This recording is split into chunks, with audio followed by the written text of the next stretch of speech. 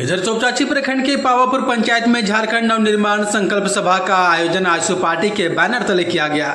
संकल्प सभा के दरमियान आजसू पार्टी सुप्रीमो सुदेश महतो झारखंड के वर्तमान समय के ऊपर बरसे चौपचाची प्रखंड के मांटाड स्थित विनोद बिहारी महतो के प्रतिमा पर आजसू पार्टी सुप्रीमो सुदेश महतो ने माल्यार्पण कर उन्हें नमन किया।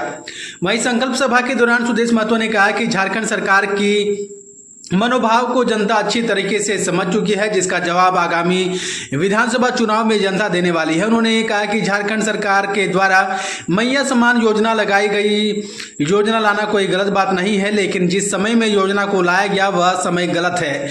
योजना लाने का समय से झारखंड सरकार की मनोभाव को प्रदर्शित करती है। उन्हें कहा कि योजना का लाभ लेने के समय में प्रश्न चिन्ह खड़ा करती है। वही विधानसभा चुनाव के प्रश्नों पर उन्होंने कहा कि तैयारी शुरू कर दी गई है, चुनाव को लेकर हम तैयार हैं। लोग विचारधाराओं पर चलेंगे, जब राज्य के गठन की विचारधाराओं के साथ चलेंगे तो ये काम पूरा होगा, लेकिन विचारधाराओं को तिलांजलि देने से ये राज्य कभी भी अपने अस्तित्व पे या फिर अपनी अस्मिता को सुरक्षित नहीं रह सकता है। मैंने इसी बात को कहा है। विनोद बाबू केवल नाम नहीं, विनोद बाबू एक विचारधारा है और उनकी विचार आज भी प्रासंगिक है। और उनका वो दो शब्द पढ़ो और लड़ो, ये बिल्कुल विवेकानंद जी की उस तरह है कि उठो जागो और लड़ो की तरह है। तो आज के समय में इस परिदृश्य में चूँकि एक ऐसे नेता जिन्होंने राज्य की कल्पना की, जिन्होंने इस राज्य के लिए एक संघर्षित दल का गठन किया, आज कहीं ना कहीं जो इनके लिए इस प्रदेश में होना चाहिए सम्मान का, वो नहीं हो पा रहा है। साथ ही साथ अब हमारा संकल्प है कि हम उनके विचारों को अक्षुण्ण रखने के लिए हमारा प्रयास पार्टी ने इसीलिए नव संकल्प का कार्यक्रम आहूत किया है। उसी जमीन पर आकर उन्हें फिर से उनकी यादों को ताज़ा करना ये हमारा लक्ष्य था और आज हमारे नौजवानों ने उसी का संकल्प लिया है। एक चीज़ आप और भी बोले कि बाप बेटा उसके बाद मैया योजना का शुरुआत किया है। मैंने बोला मैया योजना, कोई भी योजना लाओ, सरकार के लिए कोई दिक्कत नहीं, लेकिन ये योजना आपके संकल्प का हिस्सा नहीं था।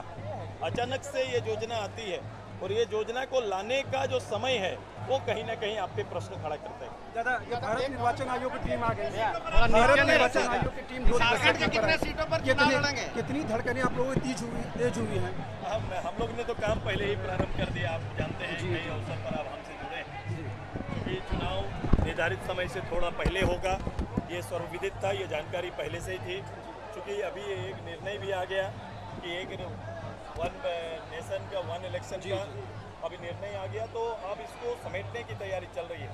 तो स्वाभाविक है आगे जब हमारा महाराष्ट्र का चुनाव होगा तो हम उनके साथी होंगे और बहुत जल्द हो सके उनकी एक्टिविटी से तो लग रहा है कि राजनीतिक दलों से चर्चा भी करेंगे और राज्य की तैयारी पर भी चर्चा करेंगे और हम लोग रेडी है। तैयारी तिथि आ जाए। कितने सीटों पर चुनाव लड़ेंगे?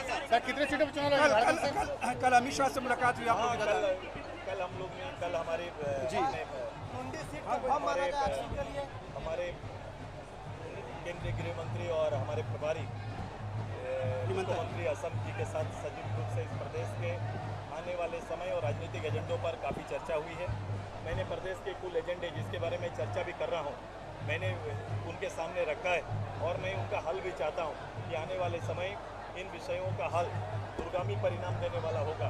तो अभी हम सभी लोग अपने मैनिफेस्टो पर भी काम कर रहे हैं और राज्य के लिए हम संयुक्त रूप से लड़ें, उसके लिए विधानसभा वार तैयारी के आधार पर चर्चाएं भी चल रही हैं। विधानसभा में जदयू बोलो आराम से।